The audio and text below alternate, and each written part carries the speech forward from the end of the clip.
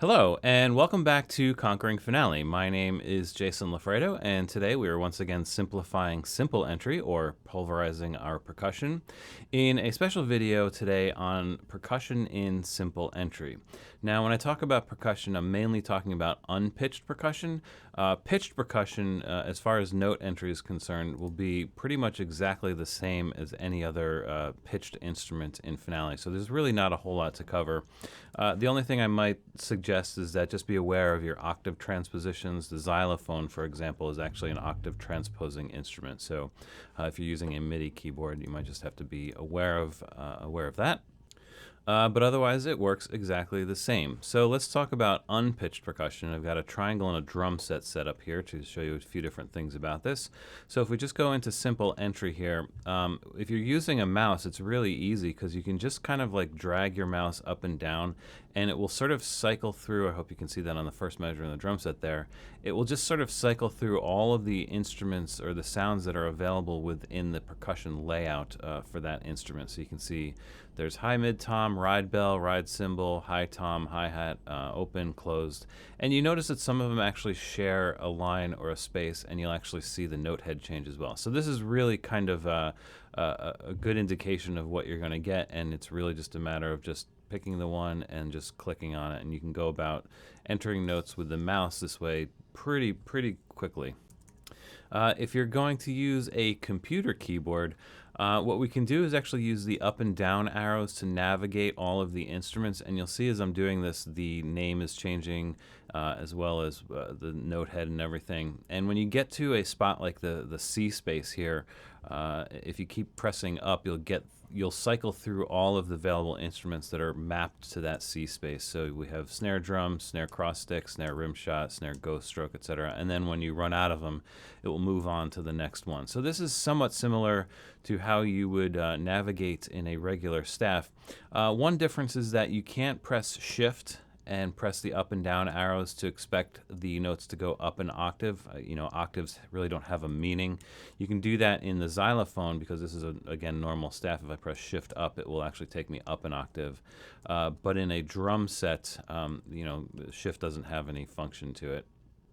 Some instruments like this triangle here really only have two sounds in the percussion layout, so just pressing up or down is just going to cycle between those two sounds, the open and the mute sound for the triangle. So in this case, it's really easy. If you're going to use the enter key, just go to the note that you want, press enter, and then you can go to a new note and press enter. You can change your rhythms if you need to, sort of the same way you would do this in a pitched staff. The letters on the computer keyboard will work to a certain degree, and the letters will behave as if you're in treble clef. So if I were to press the F here, you'd get a note on the F line. If I were to press G, etc., what would be the G? A, B, C. Now, if you get to an instrument where it shares a lot of different sounds on the same space or line, pressing the C in this case will just give me the first one, which is the snare drum. If I press it again, I'll just keep getting the snare drum. However, if I arrow up to get, there we go, if I arrow down or up to get to a different version here, the cross stick, for example, and then I press the C, it will remember that. So now I'll get that cross stick as long as I continue to press the C key. If we start with an F here, and not all of the pitches, quote unquote, are going to be occupied in the percussion layout. So if I were to press C here, you may know that in simple entry, it's going to try and find the closest C, which would be the C below the staff here. If I press C now, you'll see that we'll actually put that foot hi-hat, which is on the D space below the staff. So there is nothing mapped to the C, so it's basically finding the closest thing. So the letters will work. It's not perfect by any means, but it could be a quick way to sort of navigate between the pitches, particularly on something like a drum set. For a one-line staff, by the way, basically any key will work. So A, C, F, you basically just get the same thing. I would recommend using the B key, though, because if you use the B and you cycle to the other one, pressing the B again will continue to give you that alternate triangle mute in this case.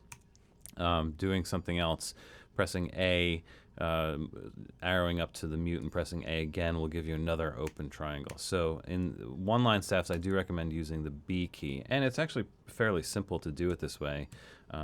Pretty quickly, you can just enter notes with the computer keyboard in a one-line staff like that. Rests, of course, are the same. However you do your rest, tab, 0. I mean, there's a million ways to add a rest in simple entry. That all works the same. And actually, even entering intervals works the same, sort of. So if I were to press C here to add the snare drum, I can press the 4 key in the number row to get a quote-unquote fourth above, which in this case is the F or the ride symbol or whatever that is. You could also use Shift F in this case to do the same thing. Again, it's sort of working under the same parameters that pressing the letters normally would in a percussion staff, and that it's not always 100% quote-unquote accurate because you're translating pitches and treble clef to this percussion layout. Once you have notes in the staff and you kind of arrow over to select that note, you can always use the up and down arrows to change the note to whatever you need to, just sort of like you would with any other staff. And basically any of the other modifications will work the same exact way. So, H will hide it, L will flip it, T will, of course, add the tie. It's basically all the same.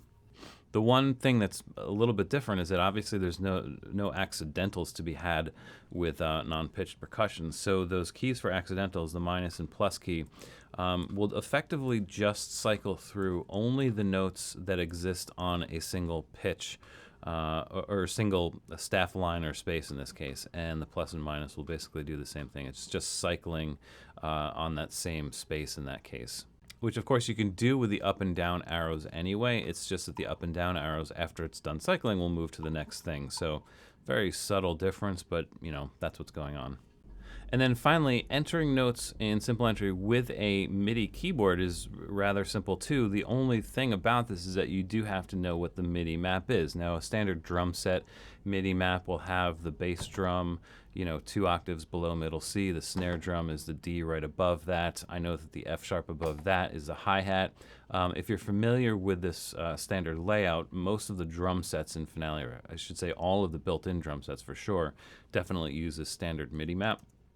If you're not exactly 100% sure of what sounds go on what keys in the MIDI keyboard, you could always check the percussion layout. So if we go into the score manager under notation style percussion and press settings and select the percussion layout that's being used and choose edit, you can see the MIDI notes on the left hand side here. So these MIDI notes will correspond to a pitch on your keyboard. You just have to know that 60 is middle C. So this could be a little bit difficult to figure out, but 55 is going to be 59, 58, 57, 56, 55 is going to be the G below middle C. So this is one way to figure it out, and it could help you learn the standard MIDI map. There's one other interesting way too, that if you actually have the notes in the score, and here I've actually just entered all of the notes in the percussion layout for the drum set and the triangle here, there's an option in the view menu called Show, and there's this thing called Percussion MIDI Values. If you check that, Finale is going to show you what the MIDI notes are for every single note on the staff, so you can actually see that's MIDI note 44, 46, 35, etc. So this is actually another way that you could use to learn the MIDI notes in this way. And this will show you that 82 and 81 are the open and closed triangles, which I think is the A and B flat 2 octaves above, or almost 2 octaves above middle C. So that's another way to learn where those pitches are. And we can always just turn that off because that gets annoying to look at after a while. But yeah, other than that, that's pretty much how it goes. That's simple entry for percussion. It's very similar to simple entry in normal staffs. Just a couple little tricks about navigating between the different sounds on the lines and spaces and everything. And really, that's all there is to it. All right, so thanks for watching. If you're following along in the Simplifying Simple Entry series, the next thing we're going to deal with is guitar tablature. If you're following along in Pulverizing Percussion, we're going to go to Percussion in Speedy Entry next. So I look forward to both of those, and thanks for watching, and hopefully I will see you soon on the next video.